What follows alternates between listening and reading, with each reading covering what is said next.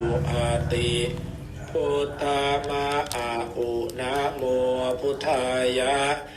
วิระทาโยวิระโคนายังวิระอิงสาวิระทาสีวิระทาสาวิระอิทิโยพุทธัสสะมานีมามะพุทธัสสะสวาโหมสัมปติจฉามิเพ่งเพ่งพาพาหาหาลือลือสัมปจิจฉามินาสังสิโมพมมาจมหาเทวาสพเพยขาปรายันติพมมาจมหาเทวาอภิราภาภวันตุเมมหาปุญโยมหาราโภภวันตุเมมิเตภาหุอาติพุทธามาอาอุนะโมพุทธายะวิระทาโยวิระโคนายังวิระอิงสาวิระทาสีวิระทาสาวิระอิทิโยพุทธัสสะมานีมามะพุทธัสสะสวาโหมสัมปติจฉามิเพ่งเพ่งพาพาหาหาลือลือสัมปติจฉามินาสังสิโมพมมาจมหาเทวาสพเพยขาปรายันติพมมาจมหาเทวาอภิราภาภวันตุเมมหาปุญโยมหาราโภภวันตุเมมิเตภาหุอาติพุทธามาอาหุนะโมพุทธายะวิระทาโยวิระโคนายังวิระอิงสาวิระทาสีวิระทาสาวิระอิทิโยพุทธัสสะมานีมามะพุทธัสสะสวาโหมสัมปติจฉามิเพ่งเพ่งพาพาหาหาลือสาธุสาธุสาธุสาธุ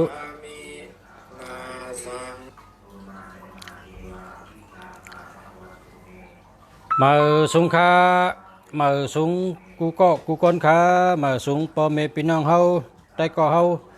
มาสุงผู้ทำยินกูก็กูก้นขามาสุงคาทำได้ก่อนจังได้ยินเสียงฮะจังได้ยินเสียงยาวหือจังได้ยินเสียงยาวหือจังได้ยินเสียงยาวค่ะ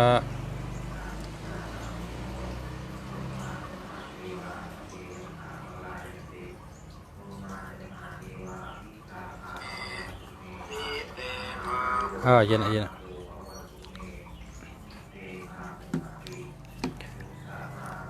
มาส่งค่ามาส่งพ่อแม่พี่น้องเฮากูก็กูก่อนค่ามาส่งค่ามาส่งพร้อมยินตั้งสิ่งค่ะเนาะเมื่อในตีพี่น้องถามลองพี่น้องหลายก็หลายคนถามลองเนื้อต้งภายซ้ายเตเป็นหังเนื้อต้งภายขวาเตเป็นหังปอดเนื้อต้งตีเหลอเตเป็นสังฆาลุงเสียเนี่ยมีพี่น้องถามมาเมื่อในเตเอาลองเนื้อต้งในปอดตัวปั๊บในเป็นปั๊บเก่าเตเป็นปั๊บเจ้าเสียต่อเมืองหนองแต้มไว้ค่ะปั๊บเจ้าเสียหลงเจ้าเสียปันติตะเจ้าเสียต่อหลงเมืองหนองเจ้าเสียต่อหลงเมืองหนองแต้มไว้แกมล้อกี่สิบปั่มกำปอจะลายเปตังกาลาลายตุยวันผูกวันชอมลายตุยเฮ็ดเฮินเฮ็ดยีลายตุยตอกกิ่วตอกกิ่งลายตอกวันแปดวันทุนลายตุยเฮินเฮ็ดเฮินเหม่อวันเฮ็ดเฮินวันดีจะไหนแลนอนผันจะไหนเนื้อต้งจะไหน มีเจมีจอดกะในปรับเนี่ยเนาะก้อยกาเมื่อในเตอ่านในลองเนื้อต้งเนื้อต้งในป้องต้งไผ่ขวาลีกุติค่ะลุงจะอ่านด้วยป้องต้งไผ่ขวาลีกุติเพราะว่ามันต้งไผ่ขวาลีกุติลีปอต้งไผ่ซ้ายให้ปอเนื้อต้งไผ่ซ้ายให้นะมันจะเป็นชังคาระเนี่ยเพราะว่าเนื้อต้งในจะเป็นชังคาระเขาขามาตัวเนื้อต้งไผ่ซ้ายเนื้อต้งไผ่ซ้ายสังว่านาผักต้งตักไหลยินความตีไก่วะเพราะว่านาผักต้งเนี่ยแต่ไหลยินความตีไก่แต่ไหลยินข่าวตีไก่กับบรรณาผักต้งเพราะว่าคนตาต้งตักไหลทบใต้ก้อหลีอาจามมีอ่องกูเมียวอาจามมีอ่องกูร้องจามชังก็อ่องกูร้องเพราะคนตาต้งในดีเตะไหลทบใต้ก้อหลีอาจามมีอ่องกูร้องสั่งว่าตาไผ่ใต้ต้งตักไหลให้ตาไผ่ใต้ต้งตักไหลให้ หวานหูต้งก้นหักก้นแปงหนำหวานหูต้งก้นหักก้นแปงหนำหวานหูต้งก้นหักก้นแปงหนำแกมต้งนะเพราะแกมต้งในไหลเงินไหลคำเพราะแกมในต้งไหลเงินไหลคำเอานั่นแหละแกมต้งไหลเงินไหลคำสี่ชบต้งเพราะสี่ชบต้งในแต่ไหลสติชบกามไหลสติลองลาดชบลาดความจางพิษกันมอกันแผกพิษแผกถึงมอกันนะครับว่าพอสีชบตรงในสติปอโหวาต้งเปิ้นตักมาส่งอุกจะยตนาเงินคำเตนนำโหวาต้งอุกจะยตนาเงินคำตักนำขึ้นโตขึ้นโหวาต้งอุกจะโตตอนขึ้นนำกิ่งเฮต้งเพราะกิ่งเฮต้งเจจิมแคมสะเหลืองมากเต็มทนกิ่งเฮต้งเจจิมแคมสาเหลืองหมักกิ่งเฮต้งในเจจิมแคมสาเหลืองหมักเพราะแขนต้งเปิ้นตักมาส่งเงินส่งคำเปิ้นตักมาส่งอุกจะแขนต้งเปิ้นตักมาส่งอุกจะเพราะว่าหลังมือต้งเฮ็ดสังกอเป้เปิ้นอ่องมันอ่องเป้เปิ้นกูเมียวหลังมือต้งอามูก็อ่องเป้เปิ้นกูเมียวเพราะว่าเปี้ยมต้งเพราะเปี้ยมต้งแผ่ไส้ที่เรียนเนี่ยไผ่ไส้ลุงเสียฮ้อเนี่ยเป็นไผ่ไส้เปี้ยมต้งไผ่ไส้เนี่ยตักไรเหลือดไรไม้เปี้ยมต้งไผ่ไส้ตักไรเหลือดไรไม้ปนโนมต้งตักยาไตก้อหลีปนโนมต้งตักยาไตก้อหลีโนมต้งตักยาไตก้อหลีปีกไก่ต้งก้นโด่งเตปูเจาะเจ้าเขาขุนเขาเตปูเจาะปีกไก่ต้งก้นหลงปูกเจาะก้นหลงนับย้ำก้นหลงผู้ใหญ่ก้นหลงเตนับยามเฮา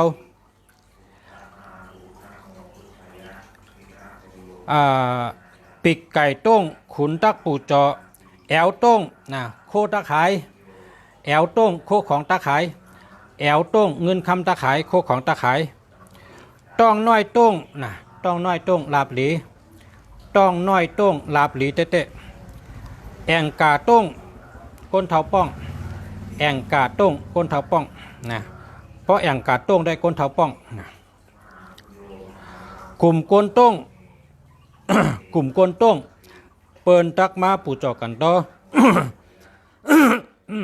กันต่อค่ะกลุ่มก้นต้งในเปิ้นเตมาปูจอกันต่อ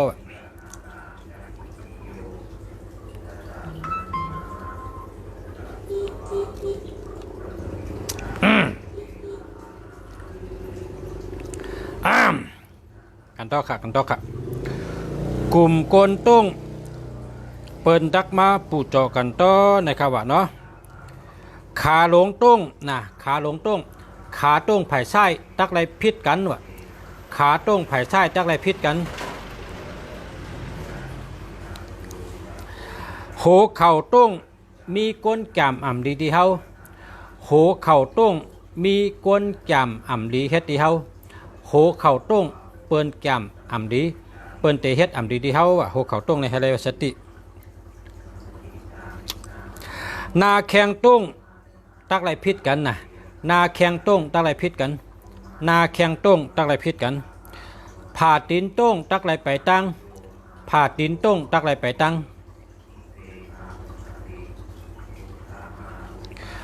ไหลไปตั้งก็เกี่ยวข้ามฉะเกี่ยวก็เกี่ยวข้ามจอข้ามฉะ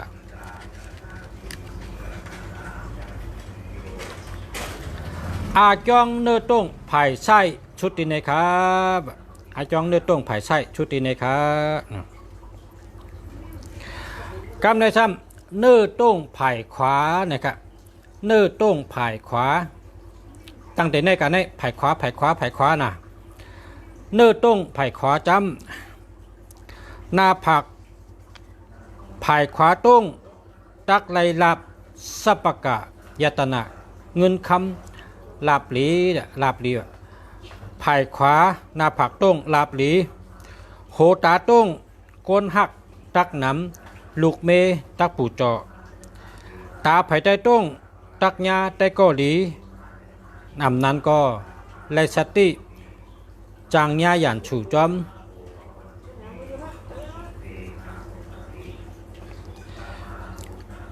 หูต้งตักไรพิษกันแน่นอนหูต้งตักไรพิษกัน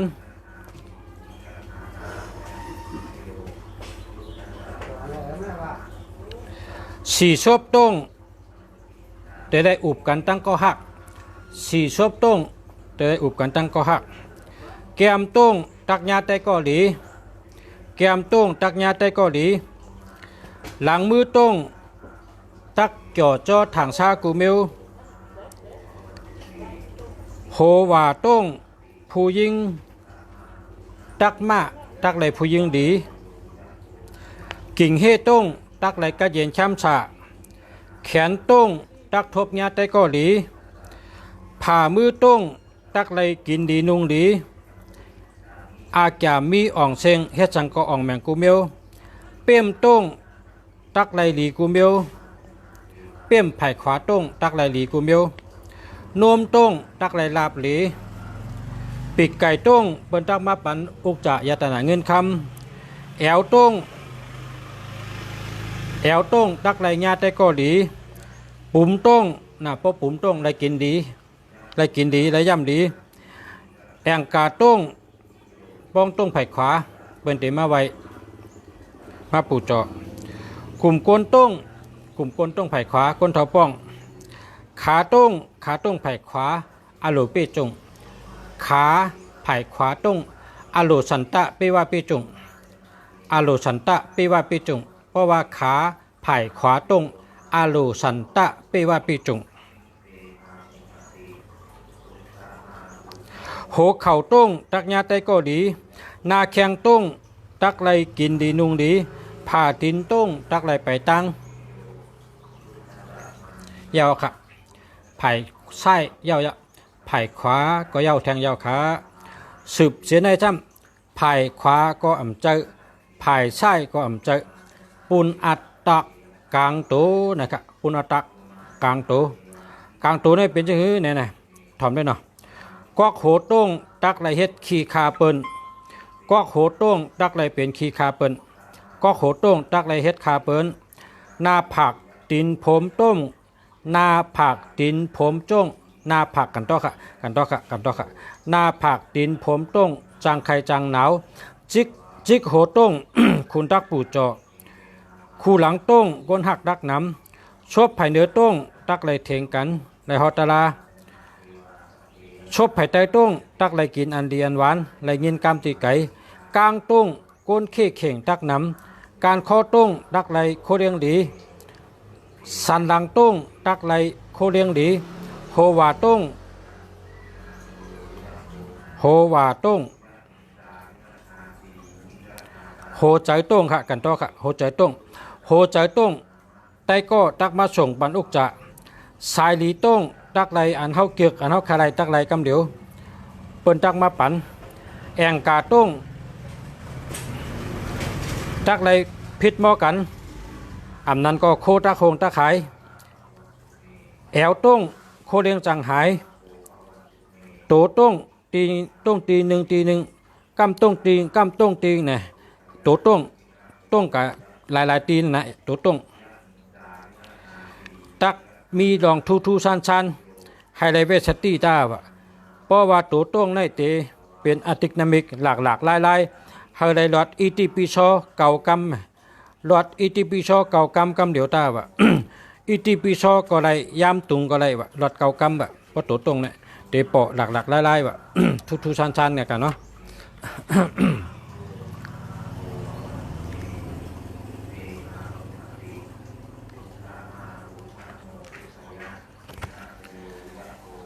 สาธุค่ะ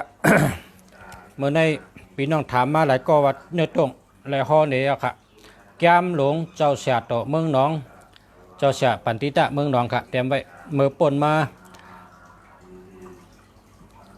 70 ปี80 ปีกันน่ะนะ80 ปี90 ปีกันเนาะปนมาปอกกันน่ะเจ้าเตรียมไว้ กำในลองที่สองเตเอาลองเจ้า เจ้าในเป็นเนลิกปาลิกีมีไว้ในตอนที่8เป็นเจ้าของกาถาอันที่8กาถาที่8นั่นอัตนาติยสุขนั่นเจ้าในเป็นก้นมัดต้องป่านพระเป็นเจ้าฮอว่าเหมือนจังว่าเจ้าในเป็นเจ้าของมันน่ะกาถานั่นให้พระเป็นเจ้าฮออัตนาติยสุขเหมือนจังว่าเจ้าในเอากาถามาหลู่พระเป็นเจ้าเนี่ยว่าเจ้าในไรหลู่กาถาพระเป็นเจ้าไว้ช่องเมียวอันชูนาตูเมพันเตชังโคอันว่านั้นก็เจ้าในมาดูในว่าอันในคำแทงอัตนาติยสุขตอนที่8อันนี้ก็เจ้าในมาดูเย้าก็เมื่อปานพระเป็นเจ้ามีเมืองโกนนั่นมันเจ้าเนี่ยชื่อว่าเจ้าเวยชูวันนั่นนะเจ้าเวยชูวันในกว่าป้างเอากะห้องเอาผีตั้งเสียงให้มาไว้พระเป็นเจ้านะเจ้าปานเนี่ยค่ะอันในเมืองไทยนะเป็นก็ห้องว่าท้าวเวสสุวรรณนะในเมืองไทยไทยเขาก็ว่าจอมไทยก็เลยว่าจอมเนื้อป่าลี่ก็เลยเพราะว่าเนื้อป่าลี่เวยสุวรรณนะเพราะว่าเนื้อป่าลี่เพราะว่าจอมเนื้ออันเต็มไว้เนื้อชุกที่8ก็เจ้ากู้เวยละนะเจ้ากู้เวยละในใกล้ๆเจ้าป้าในเปิ้นโกไก่กูเมือง เมืองเขเปิ้นเตรียมว่าซิงจีเอเป็นเจ้าอันสัตเทเป็นเจ้าสัตเทเป็นเจ้าปันจุกปันลับเทพพระเจ้าแห่งโชคลาภนะเทพพระเจ้าแห่งโชคลาภเป็นเจ้าอันปันจุกปันลับเขาเพราะว่าตีเนอเมืองแก่ปานเปิ้นก็มีไว้ตีเนอเมืองที่8เปิ้นก็มีไว้ตีเมืองเขเปิ้นก็มีไว้ตีเมืองไทยก็มีไว้เนอเมืองอินเดียก็มีไว้ก้อยกาหางมันเนี่ยมันอยู่ที่โกนเฮาเฮ็ดขึ้นเมืองหนึ่งได้เหมือนกันเฮเมืองเขได้เปิ้นเฮ็ดคนใจปีหนุ่มเปิ้นห้องว่าเหมือนสะเทใจลีนะสะเทใจลีปีหนุ่มเฮมีลูกอ่อนมาอยู่หิมไว้ลูกอ่อนก็ยิบหมักไม่เฮอยู่ไว้หิมเจ้านั่นน่ะเปิ้นห้องว่าเทพเจ้านะอันเจ้าอันปันหลับตีหน้าเมืองตี8เฮ็ดทางกวนใจปีหนุ่มแล้วก็เฮ็ดทางเงินทางคำเป็นก่อเป็นกองเป็นแอมไว้เฮก็พร้อมกันกาลูกับไว้เพราะว่าคนนอกเมืองมาพอลงเครื่องบินก็เปิ้นป้ากับไว้กันนั่นตีเมืองแก่ปานเปิ้นก็เฮ็ดเป็นกวนใจปีหนุ่มปีขาวๆและเฮ็ดทางเงินทางคำไว้ในเมืองแก่ปานเปิ้นกำจับปานห้องว่าพิชมอนอันนี้ก็พอลงเครื่องบินเปิ้นก็รัดว่ากะเฮากับไว้เจ้าอันปันจกลับเทพเจ้าเพราะกำไตได้ว่าเจ้าขุนผีขุนช้างอันปันลาเผาเนี่ยกันเนาะเทพในก็บ่ตั้งมานเขาห้องบางทีก็ห้องมานได้ห้องเปี่ยมมาเนี่ยนะมานห้องเปี่ยมมาเนี่ยกำมันห้องเปี่ยมมาตั้งไทยก็มีอยู่บางทีก็ห้องพรมมานะพรมมาเนี่ยก็ว่ามันเป็นชื่อตีได้เหมือนกันก็เพราะว่าเทพเนี่ยก็บอกว่ากำไตใครว่าขุนช้างนั่นน่ะเนาะ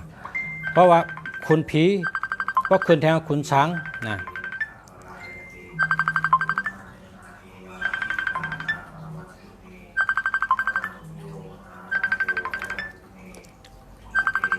ลุงเสียถ่ายทอดสดนะกำกระทมมาไหม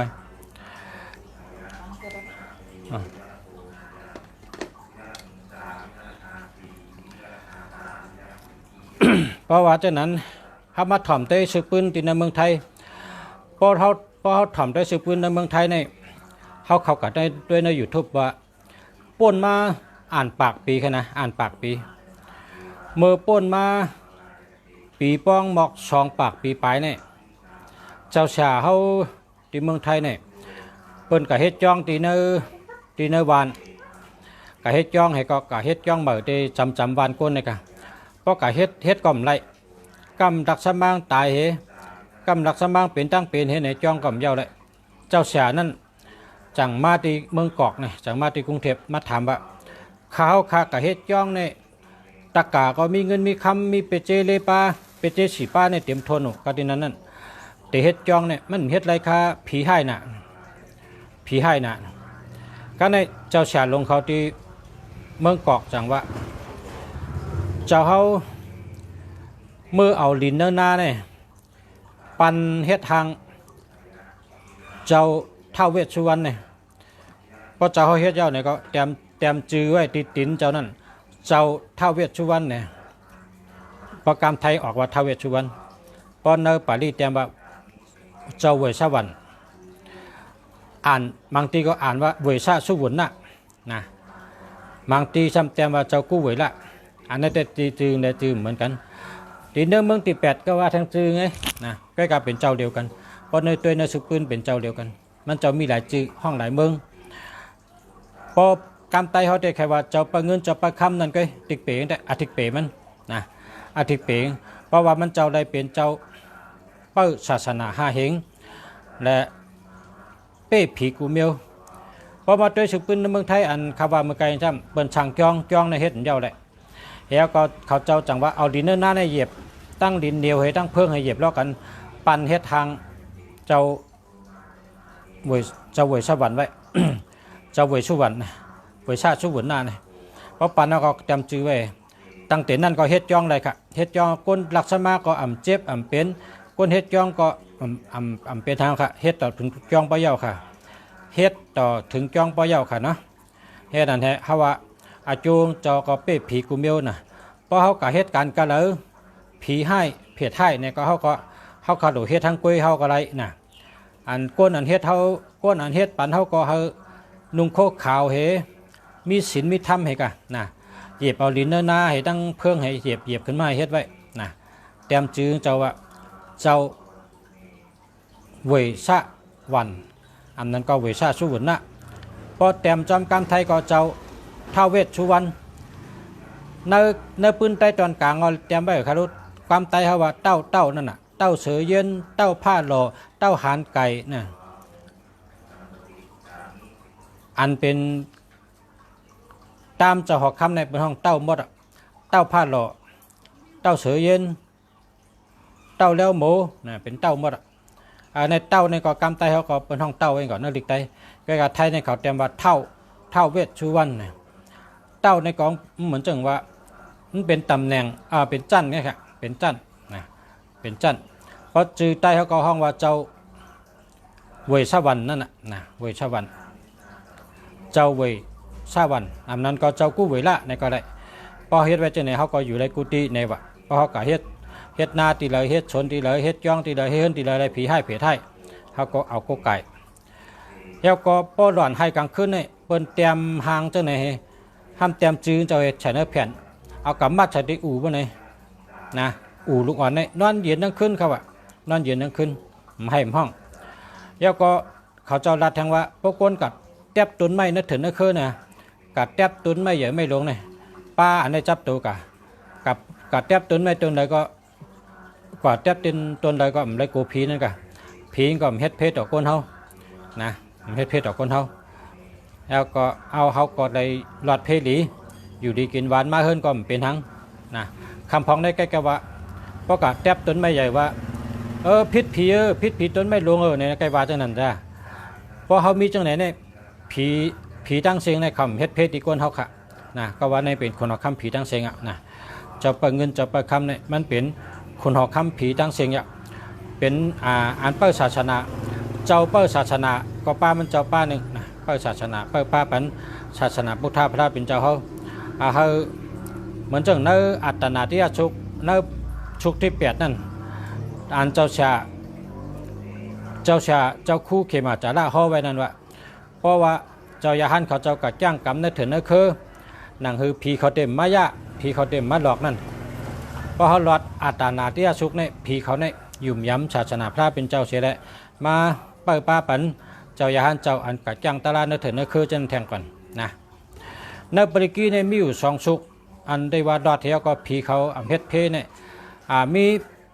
ชุกที่8นะผีเขาเต็มมาหยุ่มย้ำนับถือมีชุกที่3ก็เมตตาชุกนั่นก็ผีหักนะผีหักคนหักวันนี้วะนะมีอยู่2ตีปอดหลอดตั้ง2ตีก็ดีเพราะเอาใบพระเนี่ยหลอดตั้งเมตตาชุกเหหลอดตั้งอัตตานาติยชุกเหเนี่ย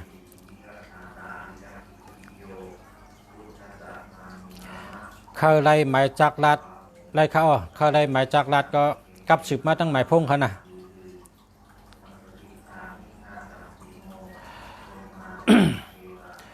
หมายจักรัดในพอสุเจ้าอยู่เมืองใต้ในสุเจ้าก็ซื้อที่กรมหนีนะก็ซื้อให้ได้789นะ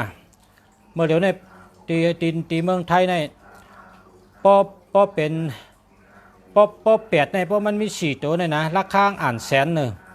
อ่านแสนเงินไทยค่ะเพราะมี8 4ตัวเนี่ยเต็มได้ละ8 4ตัวเนี่ยเต็มเข้ากับได้ละกาขันกาฮือเนี่ยแสนไปละลายค่ะอ๋อกาขันแสนไปอ่ะชูเจ้าอยู่เมืองใต้เมื่อเดือนนี้แบกกาชูเจ้าซื้อไว้ละ8 4ตัวนะ8 4ตัวหังจับกันนะ8พอมี8ในปังว่ามีเงินนั่นน่ะเนาะพอมี8ก็ปังว่ามีเงิน1เป็นที่1 6ง่ายกูเมียว8เป็นสัตเทพอมี8 2 8ก็สัตเทน่ะพอ8 3ตัวก็สัตเทพอ8 4ตัวก็สัตเทสีนาเมืองนั่นน่ะสัตเทสีนาเมืองสัตเทตั้งสีนาเมืองก้นเฮาในพอเจ้าตัว8นี่ถัดใจในตีเป็นก้นใจขึ้นมากำเดียวก้นใจในถัดใจที่ได้แก่นแข็งหัดหันแดดเซลว่องไวแต่ได้เป็นก้นใกล้นะด้วยละก้นใกล้ก้นอันเปิ้นขึ้นใหญ่มาสูงก้นหลวงเขาอันเปิ้นเป็นก้นหมักก้นมีก้นอ่องมานเขาเนี่ยเปิ้นแดดเปิ้นเซลไว้ตาเสียนั่นน่ะก้นใจเต้ก้นใจอันวางโดยได้แดดเซลอ่ะนะเพราะว่าอยู่เงาเนี่ยใจก้นใจนะโดยได้อับน้ำหมักคอนแปลให้เป็นก้นใจมาอับน้ำหมักคอนให้แดดให้แดดปีญาก็โหลหาดิกก็โหลอ่านน้ำปตันเฮอ่านดิกน้ำนะมือขั้นอย่านอนวันปตันเฮอ่านดิกเนี่ยจะการเบิ่นสอนมือขั้นอย่านอนวันปตันเฮอ่านดิกเนี่ยการเบิ่นสอนจนก้นอันเปิ้นขึ้นใหญ่มาสูงเขาในเขาหนึ่งแค้นขึ้นใหญ่เขา1แค้นตัวดิกน้ำก็แปลว่าตั้งหูในมันมีนาดิกไรออกก้นเขาในออกเนี่ยมันกินดิกเลยเนี่ยมันกินดิกมันหลุดด้วยดิกน้ำแต่ได้กินตั้งกินหนึ่งก็โขก้นในวัดด้วยดิกในได้กินตั้งกินหนึ่งได้กินตั้งกินหนึ่งเนื้อต้องก้นเขาในซ้ำพอกินข้าวกินพักกินอันพอกินตั้งกินในครับเนื้อตัวคิงเขามีแห้งพอเขากินหวานปะไหนเขามีแห้งเปิดห้องว่าอยู่ดีกินหวานเนี่ยนะพอเขากินหวานกินหังก็หวานกินหังก็สิงนำเขามีแห้งอันนี้เป็นตัดตัวคิงเขา ก็โขเขาในซ้ำเขาหลุดด้วยดิกด้วยดิก1 วันใน1 วันใน1 นา1 วัน2 นา1 วัน3 นาก็ได้ด้วย1 วัน 1 นาด้วย1 วัน 1 นาก็ได้พอเขาด้วยกูวันเนี่ยเขาติดจับยามือพอเขาจับยามาไหนติดเป็นอาจ้างเขาก็พอเปลี่ยนอาจ้างเขาไหนเขาใครด้วยกูวันเอาก็ได้ป้อมไปได้ด้วยได้ลืมตื่นโดดไรด้วยเนี่ยนั่นน่ะ มันแต่คัดใจด้วยกับวันอิดโหลดด้วยลิกโหลดซื้อปั๊บลิกอันแคมมาด้วยนะเมื่อเดี๋ยวได้ออกมาว่าปั๊บลิกปลายหมากมีเนี่ยเป็นเตรียมไป พอตังไทยในเป็นห้องว่าปอสอนลุกลอยเนี่ยนะปอสอนลุกลอยเนี่ยกัดชื่อด้วยละเปิ้นชื่อด้วยนำหนักก้นอันขายปั๊บก็ในปั๊บบองเนี่ยไล่ขายกับชาวล้านตั้งน้ำเนี่ยตึกโป้แถวของที่ได้กะนะ มันออกมาในปั๊บในออกมา20 ปีอ่ะก้อยกับเปิ้นในตึกหิมกันชื่อเด้อค่ะหิมกันชื่อด้วยที่มันแคมน่ะปั๊บปดด้วยเนี่ยเป็นคนมีเนี่ยว่า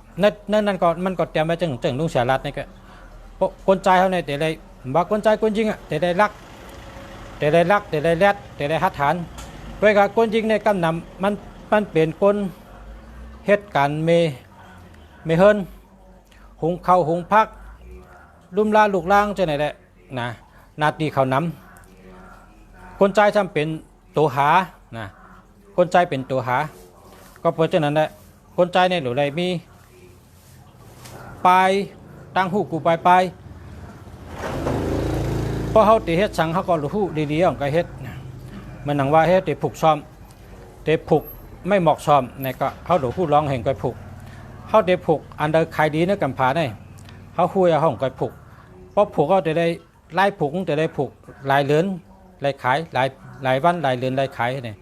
ขายทำแต่ขายกันเลยพอได้ชื่อเขาดูหูกูไม่เมียวเพราะเขาหูดีๆเขาก็เฮ็ดทางกองอ่องนะก็เพราะฉะนั้นตั้งหูได้มันมีแนวดิกค่ะนะ ตั้งหูมีแนวดิกค่ะพอไม่พี่น้องเขาลุงเสียก็กัดถอมเอาเนื้อ YouTube นะถอมกูวันเนื้อ YouTube มังเพราะกว่าตีร้านดวงก็อันเลยปั๊บแคมก็ซื้อมาไว้เนี่ยแล้วเฮิร์นลุงเสียได้มาด้วยละเพราะเผยมาเฮิร์นลุงเสียได้ปั๊บลิกในเตรียมเฮิร์นอ่ะนะมีหอบเฮิร์นปั๊บลิกหลาย